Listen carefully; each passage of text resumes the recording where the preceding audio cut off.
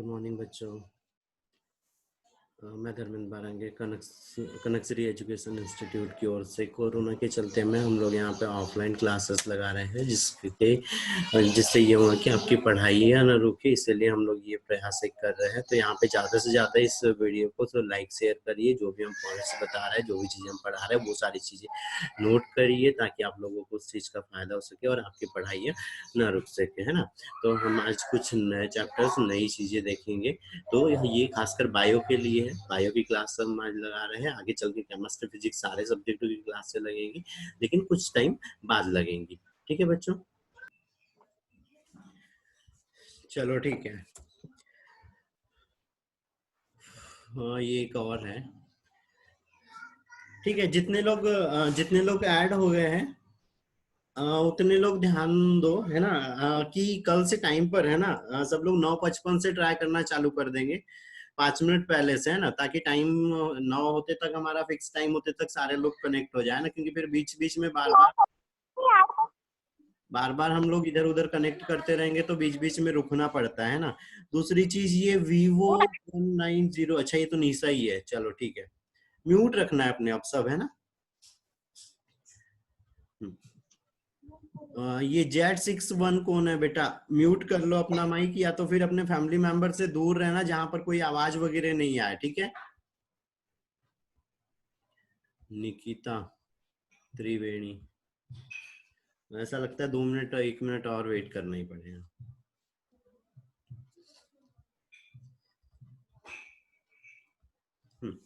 चलो ठीक है।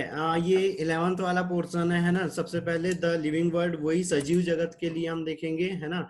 अब यहाँ पर बात आती है सबसे पहले साइंस की लेके, कि साइंस, तो साइंस शब्द किससे लिया गया था?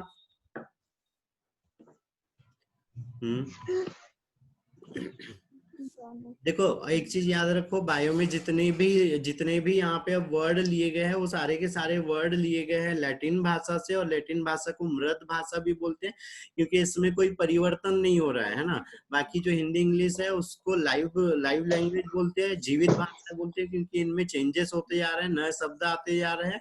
तो ये सब लाइव लाइव लैंग्वेज है। जो बाकी लैंग्वेज है, जैसे लैटिन हो गई और संस्कृत हो गई, ये दोनों कैसी है? मृत भाषा है, इनमें कोई चेंजेस नहीं होता है, इसलिए इनको क्या बोलते हैं? मृत भाषा। तो जहां पर भी अधिकतर वर्ड आए हैं वो सब लैटिन भाषा से आए हुए हैं। तो यहाँ पे साइंस वर्ड आता है सबसे पहले, तो साइंस वर्ड लिया था साइंसिया, लैटिन भाषा के साइंसिया या सायरे। सायरे वर्ड भी याद रखना, साइंसिया तो काफी लोगों को पता है ना। सायरे वर्ड, है ना, साइंसिया या सायरे वर्ड, और इसका अर्थ होता है जानना, है ना। जानना, किसी भी चीज को जानने की इच्छा रखना। उसके बाद नॉलेज का मतलब तो सब लोगों को पता है, नॉलेज, है ना। नॉलेज मतलब क्या होता है? ज्ञान होना, है ना, किसी भी चीज का हमको पता होना। तो ये चीज याद रखना है। फिर साइंस में क्या चीज हो रही है कि किसी भी चीज का एक क्रम से, है ना, एक सीक्वेंस वाइज से, एक सिस्टमेटिकली किसी भी चीज की स्टडी करना, उसके बारे में देखना, ये चीज यहाँ पे क्या कहलाता है? साइंस कहलाता है ना। फिर दूसरी चीज आती है, साइंस की 2 ही ब्रांच है ना। साइंस की 2 ब्रांच है, कोई भी ब्रांच बताएगा कौन सी? साइंस की 2 ब्रांच है, 2 ब्रांच में से नाम बताओ। नहीं है बेटा निशा उसमें।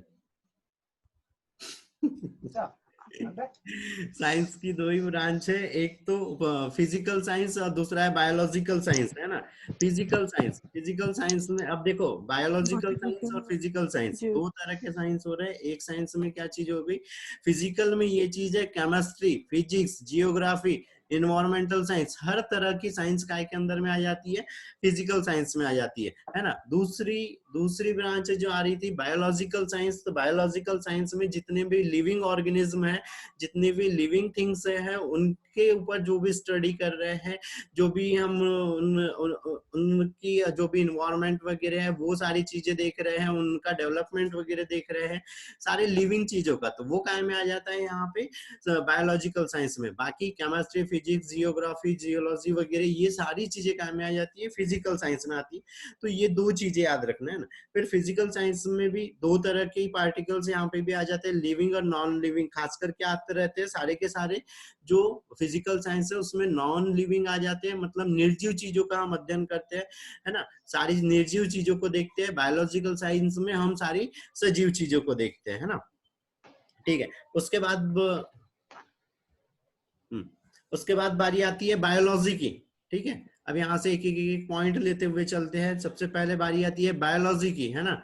तो बायोलॉजी में क्या चीज हो रही है कि ये भी क्या है, लैटिन भाषा से लिया हुआ शब्द है, ग्रीक भाषा से लिया। और बायोस, यहाँ पे ये बायो जो है उसका क्या है, बायोस। बायोस का मतलब क्या हो रहा है कि जो भी जीवित चीजें हैं वो, लोगस का मतलब क्या हो गया, स्टडी करना, है ना। तो दोनों चीजें मतलब जीवन की स्टडी करना या जीवित चीजों की स्टडी करना क्या कहला रहा है यहाँ पे, बायोलॉजी कहला रहा है ना। फिर दूसरी चीज यहाँ पर जो बायोलॉजी है, तो बायोलॉजी के जनक किसको माना जाता है, अरस्तु को माना जाता है। इनने यहाँ पे बायोलॉजी के बारे में ज्यादा स्टडियां वगैरह करी थी, ज्यादा चीजें बताई गई थी, इसलिए अरस्तु को क्या बोलते हैं, बायोलॉजी का जनक बोलते हैं। फिर जो शब्द दिया था, बायोलॉजी जो शब्द दिया था वो लेमार्क और ट्रांसरेनवस ने दिया था, है ना, ट्रांसरेनवस, है ना, और लेमार्क ने दिया था। ठीक है, दूसरी चीज अब बायोलॉजी की, यहाँ पर बायोलॉजी की वो बारी आती है कि बायोलॉजी, मार्क और किसने दिया था, टार्सेवेनरस, टार्सेवेनरस।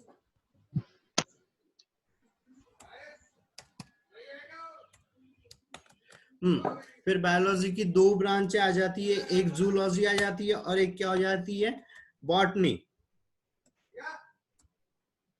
ठीक है, जूलॉजी और बॉटनी। जूलॉजी मतलब जू से याद रखना कि यहाँ पर क्या हो रहा है, हम जंतुओं का अध्ययन कर रहे हैं, जंतुओं की स्टडी कर रहे हैं। बॉटनी में क्या कर रहे थे, हम जितने भी पौधे वगैरह हैं उनकी स्टडी कर रहे हैं, उनके बारे में यहाँ पे सारी चीजें दिखते हैं। तो सबसे पहले साइंस, साइंस की दो ब्रांच, एक फिजिकल साइंस, दूसरा बायोलॉजिकल साइंस, है ना। फिजिकल साइंस में केमिस्ट्री, फिजिक्स, जियोग्राफी ये सारी चीजें आ रही। बायोलॉजी में क्या हो रहा है, सारे हम लिविंग पार्टिकल्स का कर रहे हैं। फिर बायोलॉजी मतलब जो भी जीवित चीजें, जंतु, पादप है या जीव है, उनकी हम स्टडी कर रहे हैं। उसमें फिर दो ब्रांच आ रही, पहला यहाँ पे जूलॉजी, जंतुओं का हम स्टडी कर रहे हैं। बॉटनी, इसमें क्या कर रहे हैं हम, यहाँ पे पौधों का अध्ययन कर रहे हैं। फिर यहाँ पे अरस्तु हो गया, वनस्पति विज्ञान के जनक, थियोफ्रास्टस, है ना। बॉटनी इसके कौन हो गए, थियोफ्रास्टस, और अरस्तु किसके हो गए, जंतु विज्ञान के। अब इनने जो क्लासिफिकेशन किया था ये कैसे किया था, यहाँ पे अलग अलग तरह से किया था। एनिमा और एनिमा मतलब एक लाल रक्त वाले और एक बिना बिना लाल रक्त वाले, है ना। बॉटनी में पुष्पीय पौधे, अपुष्पीय पौधों के आधार पे थे, बाद में इसका और ज्यादा वर्गीकरण किया गया, तो वो और ज्यादा हो गया ना। यहीं पर क्या चीज आती है, माइक्रोबायोलॉजी भी आती है। तो माइक्रोबायोलॉजी के लिए क्या थे, सारे माइक्रो ऑर्गेनिज्म जो हम खुली आंखों से नहीं देख सकते, जैसे वायरस हो गया, बैक्टीरिया हो गया, कवक, फंगाई, जो छोटे हैं, बहुत ज्यादा सूक्ष्म है, उनका या किस में करते हैं अध्ययन, माइक्रोबायोलॉजी में, है ना। और माइक्रोबायोलॉजी के जनक कौन थे, एंटिनो वॉन लुवेनहॉक, है ना, माइक्रोबायोलॉजी के लुवेनहॉक।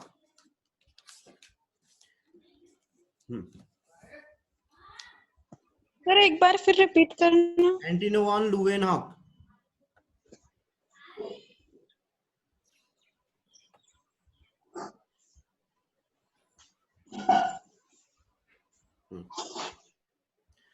चलो, दूसरी चीज अब यहाँ पे सजीव क्या होते हैं, है ना, सजीव। तो सजीव के लिए क्या चीज हो रही थी, सजीव के लिए हमने सिंपल सी कुछ चीजें पढ़ी हुई थी, इसके बारे में ज्यादा बात नहीं करेंगे क्योंकि क्या है, पहले से ही पढ़ते आ रहे हैं ना। तो सजीव के लिए एक ही चीज याद रखो, जिसमें वृद्धि विकास होता है, जिसके अंदर में उपापचयी क्रियाएं होती है, वो क्या कहलाते हैं, यहाँ पे सजीव कहलाते हैं ना। अब जो उपापचयी क्रियाएं हैं, उपापचयी क्रिया कितनी होती है, दो प्रकार की होती है, एक अपचय क्रिया होती है और एक अपचयी उपापचयी होती है ना। अपचय और उपापचय दो तरह की क्रियाएं होती है, एक में निर्माण होता है किसी भी चीज का और एक में क्या होता है, अपघटन, खासकर ऊर्जा का निर्माण हो रहा। तो वे क्रियाएं जो सजीव के अंदर में ऊर्जा उत्पन्न करती है, किसी पदार्थ को परिवर्तित करती है, वो सब क्या कहला रही है, यहाँ पे उपापचयी क्रियाएं कहलाई। और सजीव के अंदर सबसे मेन लक्षण होता है उपापचयी क्रिया, है ना। अब उसमें उपापचयी क्रियाओं में क्या चीज आ जाती है, जैसे श्वसन हो गया, रेस्पिरेशन हो गया, वृद्धि हो गया, विकास हो गया, ये सब चीजें काम में आ जाती है सजीव में। दूसरी चीज सजीव में क्या रहते हैं, अनुवांशिक पदार्थ रहते हैं जो एक पीढ़ी से दूसरी पीढ़ी में जाके जो भी इंफॉर्मेशन पिछली पीढ़ी की थी वो अगले इसमें ले जाते हैं ना। फिर सेंसेशन, सेंसेशन में क्या चीज आ रही, संवेदनशीलता, सजीव के अंदर में संवेदनशीलता रहती है ना, निर्जीव के अंदर में संवेदनशीलता नहीं रहती, वो किसी भी चीज के प्रति कुछ अपने आप को चेंजेस करके उसके अनुसार ढलने की उनके अंदर में क्षमता रहती है, अनुकूलन होता है ना, अपनी संख्या को बढ़ा सकते हैं, प्रजनन होता है ना। उसके बाद में गति है, गति आती है ना। तो जो सजीव जो है वो खुद से अपनी इच्छा अनुसार गति कर सकते हैं, लेकिन निर्जीव नहीं कर सकते। वो जैसे अब यहाँ पे बारी आती है कि हम किसी छोटे से खिलौने में हम सेल वगैरह लगा दे रहे हैं और उसको चालू कर दे तो अपने आप गति कर रहा, नहीं, उसके लिए भी क्या हो रहा है, बाहर से एनर्जी सोर्स है, एक उसको अलग से हम कमांड दे रहे हैं उसके बाद में। लेकिन हमारी बॉडी का ऐसी चीज नहीं है, हमारी बॉडी हमारी इच्छा अनुसार हमको जैसे मूवमेंट करना है वैसे हम यहाँ पे मूवमेंट्स कर सकते हैं, ठीक है। तो गति गति भी पाई जाती है इसमें सजीवों के अंदर में, ठीक है। अगली चीज आती है यहाँ पे बायोडाइवर्सिटी। बायोडाइवर्सिटी हमने इसके बारे में कुछ भी किसी को कुछ पता है तो बताओ। जैव विविधता, जैव विविधता के बारे में बोल सकते हैं ना कि जीवों में पाई जाने वाली विविधता। हाँ, जीवों में पाई जाने वाली विविधता है ना।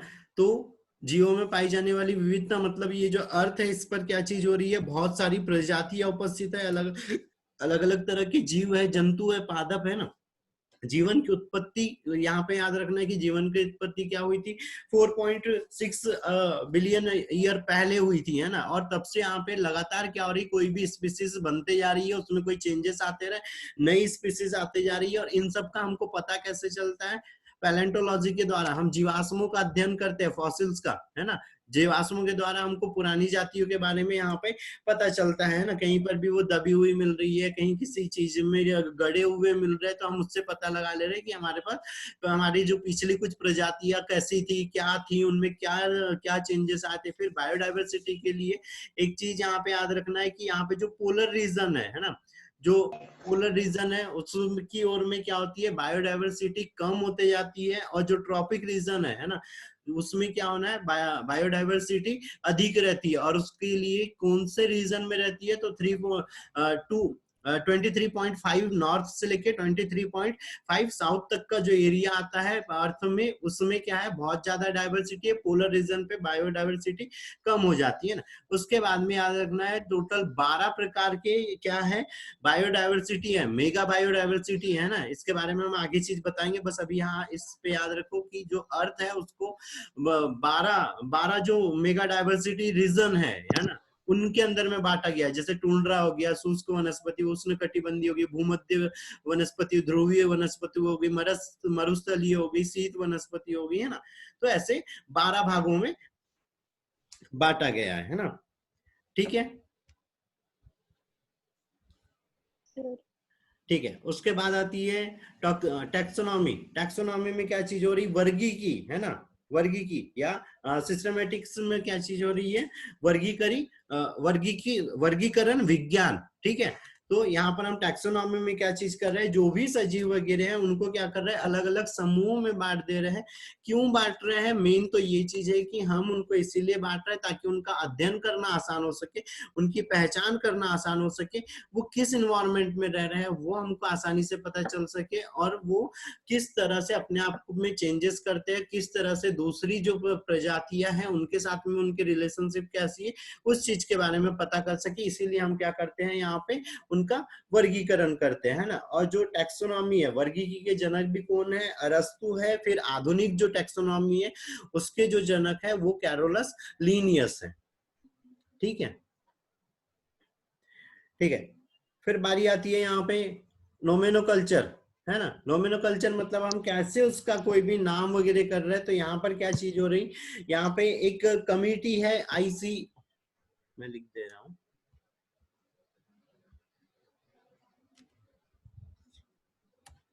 इसका फुल फॉर्म बताओ।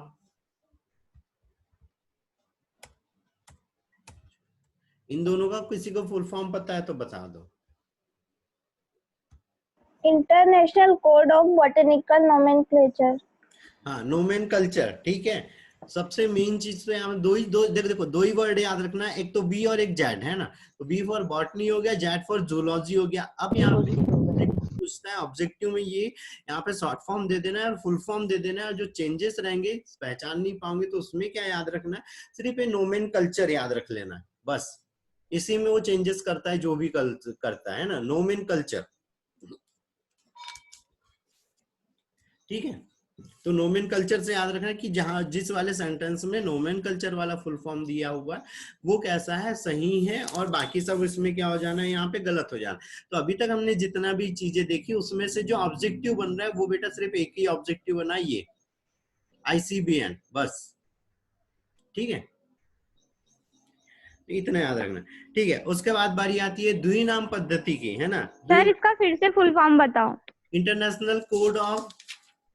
International code of botanical nomenclature, और नीचे वाले का international code of zoological culture. Zoology नहीं है ना, ये भी याद रखना, ऐसा भी चेंजेस दे सकता है, जूलॉजिकल बॉटनिकल नोमेनकल्चर,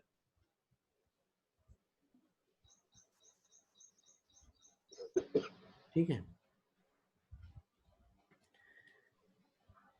ठीक है, उसके बाद अब यहाँ पे पहली चीज हम देख के चलते हैं, तो क्या है द्विनाम पद्धति। द्विनाम पद्धति में क्या चीज हो रही थी कि यहाँ पे किसी भी जीव वगैरह के दो नाम हमने रखे थे, हमने नहीं रखे थे दरअसल, कैरोलस लीनियस ने दो नाम रखे थे, है ना, कि उसके दो नाम रख दो। और ये जो कैरोलस लीनियस था, अब दूसरा ऑब्जेक्टिव, ठीक है, काउंटिंग भी चलाते रहना हमारे कितने ऑब्जेक्टिव हो रहे हैं ना। तो दूसरी क्या चीज हो रही है, जो ये है कैरोलस सर लीनियस। आवाज ठीक नहीं आ रही, पता अब ठीक है, कैसी आवाज है। अब ठीक है बेटा। सर कुछ आ रहा है आपके साथ तो। किसी का हेडफोन बोल रहा है, किसी का हेडफोन गड़बड़ कर रहा है।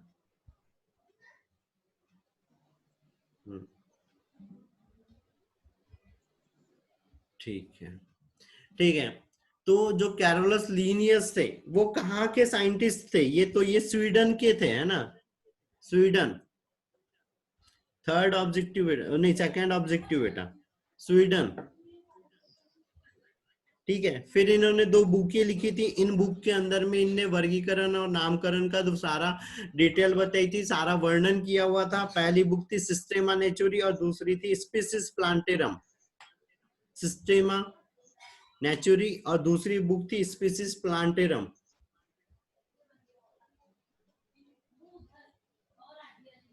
सर सेकंड बुक कौन सी बताइए? Species plantarum.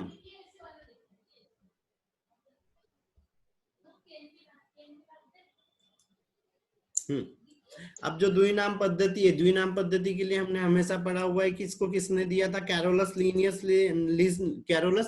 ने दिया था, है ना। लेकिन जो इसका वास्तविक जो जिसने दिया था वो थे यहाँ पे गैस्पार्ड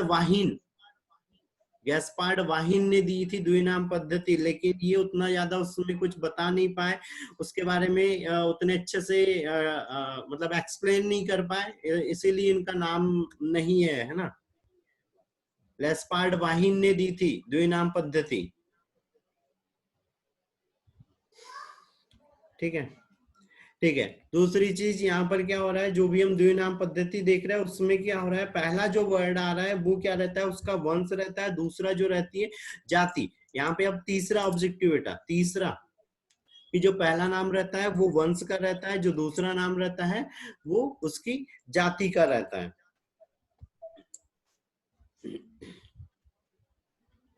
पहला नाम वंश, दूसरा नाम जाति,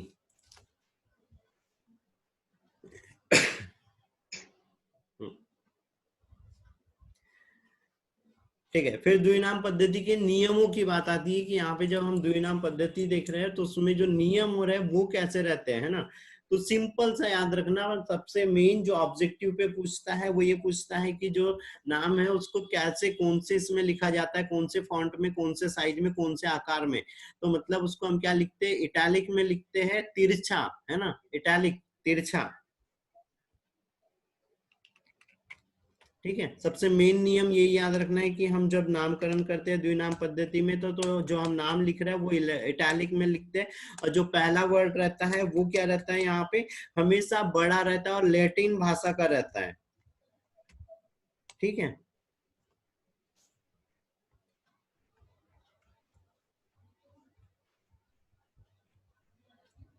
ठीक है। इसके बाद में बारी आती है त्रिनाम पद्धति। तो त्रिनाम पद्धति किसने दी थी यहाँ पे, हेक्जे और ट्रिकेलेंट्स ने, है ना, ट्रिकेलेंट्स ने दी थी और हेक्जे ने दी थी। इसको उतना याद नहीं रखना है, जनरल याद रख सकते हो तो ठीक है, नहीं रख सकते हो कोई दिक्कत नहीं।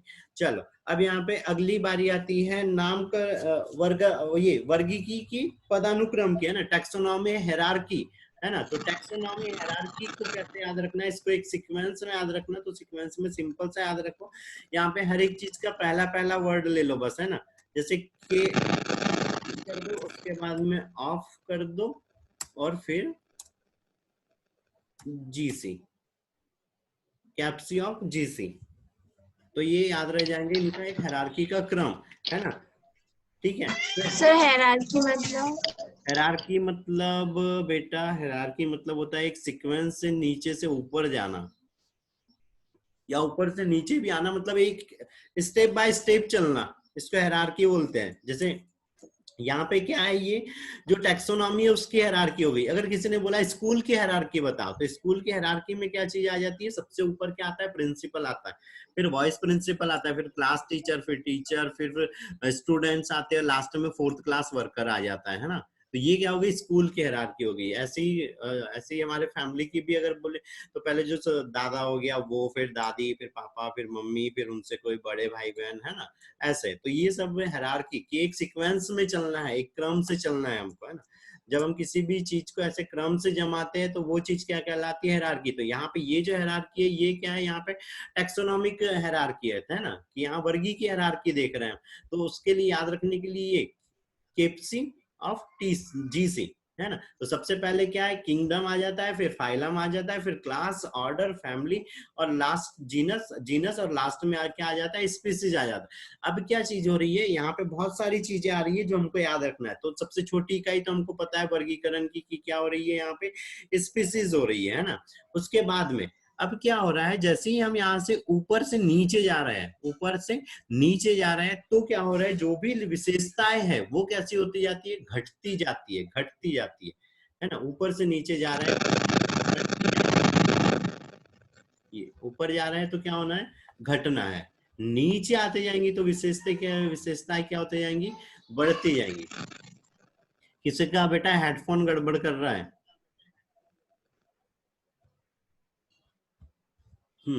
ठीक है। अब कैसे, तो देखो जो भी यहाँ पे स्पीसीज हो गई, तो स्पीसीज में कैसे हो गए, जैसे हम सिंपल सा उदाहरण लो, इसको दूसरी चीजों में नहीं लेना, हम सिर्फ एक एग्जांपल के लिए कर रहे हैं ताकि इजी समझ आए, है ना। देखो जैसे हमारा इंडिया हो गया, तो इंडिया में जैसे सबसे पहले अपन एक फैमिली पकड़ लो, तो एक फैमिली में जैसे क्या चीज होगी, अलग अलग हमारे सरनेम है ना। तो हम क्या हो गए, अलग अलग प्रकार की स्पीसीज वाले हो गए।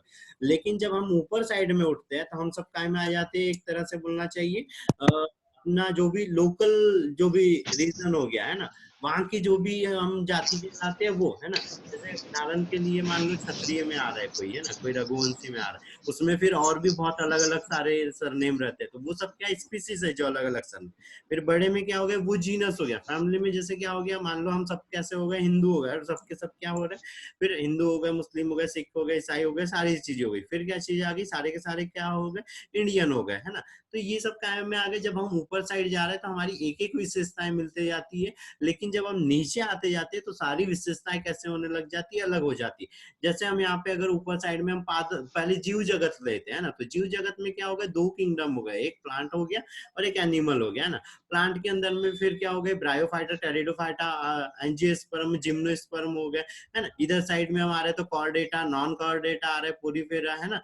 तो ये अलग अलग तरह से होते जा रहे हैं। तो जो ऊपर से हम नीचे जब आते हैं तो विशेषताएं क्या होने लग जाती है, यहाँ पे बढ़ने, ऊपर से नीचे आने लगते हैं तो विशेषताएं बढ़ती जाती है, जब नीचे से ऊपर जाते हैं तो विशेषताएं घटती जाती है। अब कैसे, एक सिंपल सा और एक उदाहरण लेते हैं कि स्पीसीज में क्या है, एक गुलाब का फूल है और दूसरा क्या है, एक मान लो आम है।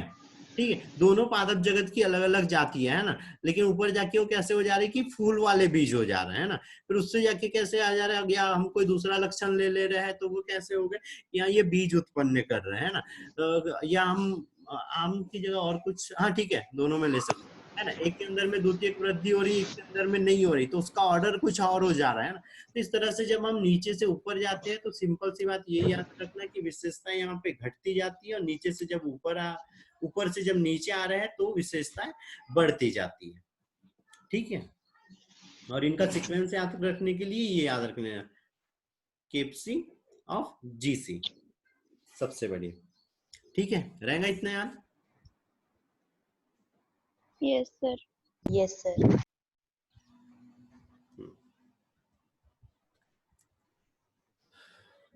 फिर यहाँ पर ये कुछ नाम दिए हुए हैं, इतने नाम हमको कम से कम यहाँ पे याद रखना है कि वो किसके अंदर में क्या चीज आ रही है ना। तो ह्यूमन का याद रखना है, तो मक्खी का याद रखना है, आम का याद रखना है, गेहूं का याद रखना है, इनके वैज्ञानिक नाम याद रखने हैं बस, और इनकी क्लास अगर याद रह जाए तो, है ना। ठीक है, इतने बिल्कुल मत भूलना।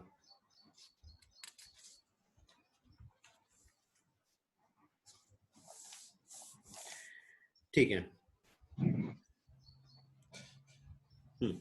अब यहाँ तक की तो चीजें ये सब ठीक है ना। अब बारी आती है यहाँ पे कि हमको क्या क्या चीजें चाहिए, टैक्सोनॉमी के टूल्स क्या क्या चीज होते हैं, है ना। तो ये टूल्स में थोड़ी सी चीजें याद रखना है। सबसे पहले क्या है, हर्बेरियम है ना। तो हर्बेरियम में क्या, हर्बेरियम क्या है, कोई भी बताओ। सर इसमें वो पेड़ों को सुखा कर रखते हैं सीट पे, मतलब एक पौधों को सुखा कर रखते हैं। हाँ, हम पौधे वगैरह को सुखा के रख रहे हैं ना। Yes sir.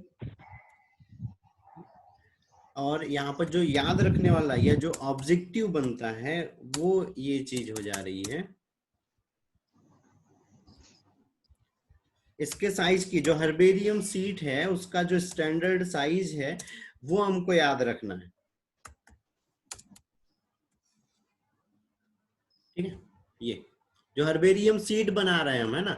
तो हर्बेरियम सीट कैसे रहती है, एक चौकोर सीट रहती है ना, तो उसका जो स्टैंडर्ड साइज है वो हमको ऐसे साइज याद रखना है कि क्या कितने साइज की है। तो यहाँ पे 29 इंटू 41 सेंटीमीटर, या तो फिर 30 इंटू मतलब 30 बाई 45 सेंटीमीटर, है ना।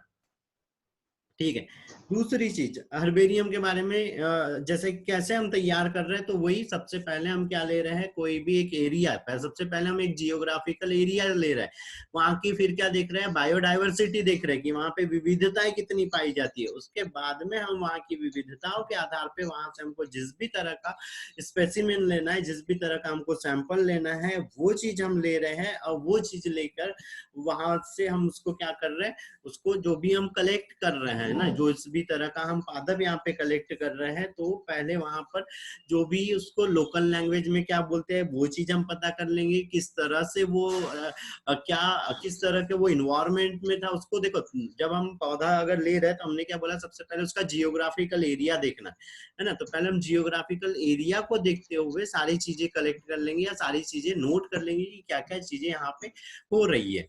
ठीक है, ये चीज करेंगे। उसके बाद में हम उसको क्या करेंगे, खोद लेंगे, है ना। अब खोदने के लिए हमको यहाँ पर हर्बेरियम में भी टूल चाहिए होते हैं, तो कैंची चाहिए, कटर चाहिए, ब्लेड चाहिए, फावड़ा चाहिए, है ना। सैंपल स्पेसिमेन रखने के लिए एक बॉक्स चाहिए, सैंपल बॉक्स चाहिए।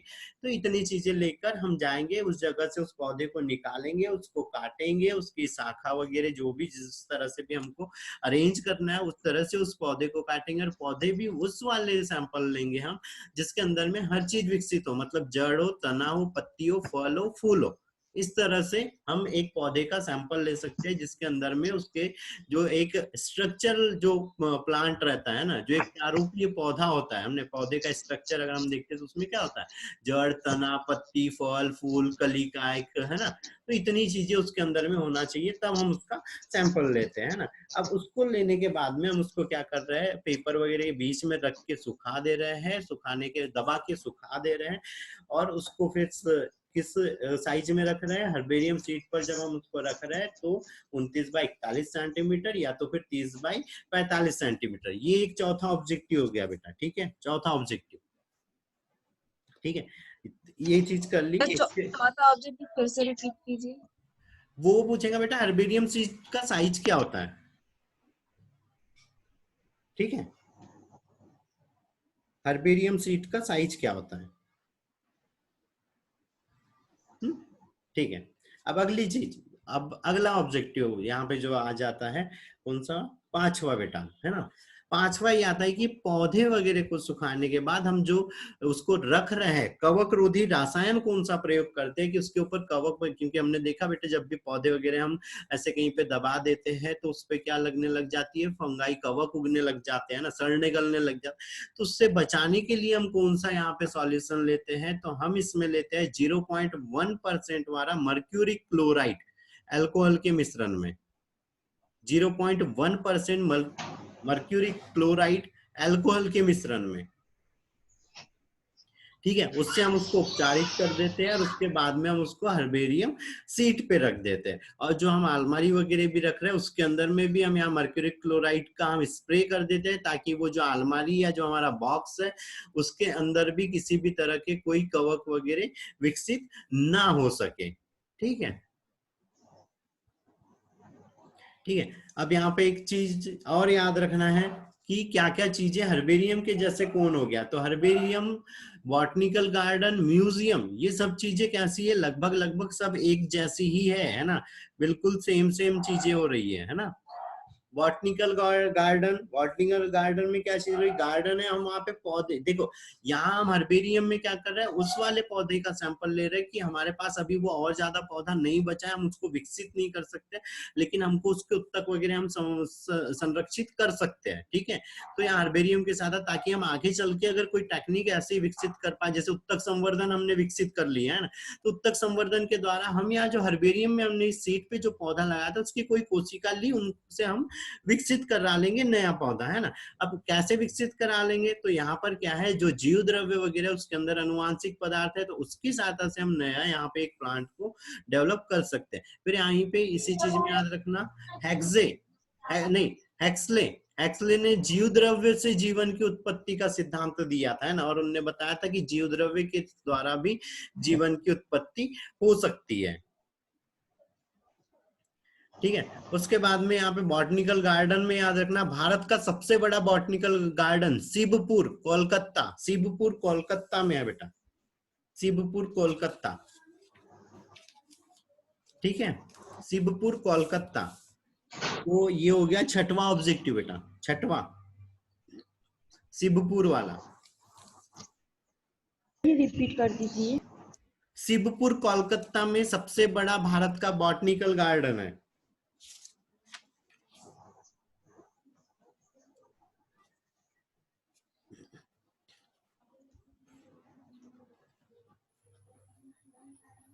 ठीक है। उसके बाद तीसरी चीज आती है यहाँ पे म्यूजियम, तो म्यूजियम अर्थ पता ही है, संग्रहालय, है ना। हम वहां पे कोई भी चीजों को संग्रहित करके रखते हैं, और हम यहाँ पे कोई भी नमूने अगर संरक्षित करके रख रहे हैं तो या तो हम उसके बारे में स्टडी के लिए रख रहे हैं, तीनों चीजों में, तीनों चारों में, है ना, हम या तो स्टडी के लिए कर रहे हैं, या आगे चल के हम टेक्निक के कोई ऐसी टेक्निक विकसित कर सके जिसके द्वारा वो जीव हम फिर से बना सके, उसके लिए विकसित करके रख रहे हैं, या वो जो हमारा पुराना पूर्वज था उसकी क्या विशेषताएं थी, वो कैसे इन्वायरमेंट में रह रहा था, उस चीज की जानकारी हम आगे वाली जनरेशंस को दे सके। इसके लिए हम क्या करते हैं, इन तीनों चारों चीजों का यूज करते हैं, है ना, कि किस तरह से कोई जीव था, है ना। फिर संग्रहालय में याद रखना है कि यहाँ पर क्या कर रहे हैं, हम जो भी जंतु रख रहे हैं, अभी तो हमने पादप के लिए वो कर दिया था, मर्क्यूरी क्लोराइड, है ना, अल्कोहल के मिश्रण के स्प्रे करके रख दिया था, लेकिन जंतुओं को क्या में रख रहे हैं, जंतु को देखा होगा स्पेसिमेन, अगर स्कूलों में अगर दिखाए होंगे तो एक बॉटल के अंदर एक लिक्विड में रहता है। Yes sir. क्या है, सर देखा है। क्या था वो लिक्विड, क्या था वो लिक्विड, पूछना नहीं, सर नाम याद नहीं है उसका। फॉर्मेल्डिहाइड था बेटा, फॉर्मेल्डिहाइड था। फॉर्मेल्डिहाइड के अंदर जंतुओं के सैंपल को रखे जाते हैं ना, वो जो वो लिक्विड दिख रहा था वो फॉर्मेल्डिहाइड था बेटा, है ना। कैसे रखते हैं, जो भी जीव रहता है उसके जो इंटरनल स्ट्रक्चर रहता है उसके अंदर में रुई भर देते हैं। जैसे हमारी एलिमेंट्री कैनाल हो गई, उसके अंदर में रख देंगे, उसके बॉडी का जो अंदर साइड में कोई कैविटी उसके अंदर में रुई वगैरह भर देंगे और उसको फॉर्मेल्डिहाइड के अंदर में डाल देते हैं, तो जिससे वो उसके ऊपर किसी भी तरह का माइक्रोऑर्गेनिज्म यहाँ पे वृद्धि नहीं करता है और वो खराब नहीं होता है ना। चलो टाइमिंग वो हो रही है, जस्ट कनेक्ट, डिस्कनेक्ट होने के बाद फिर से कनेक्ट करो है ना तुरंत ही।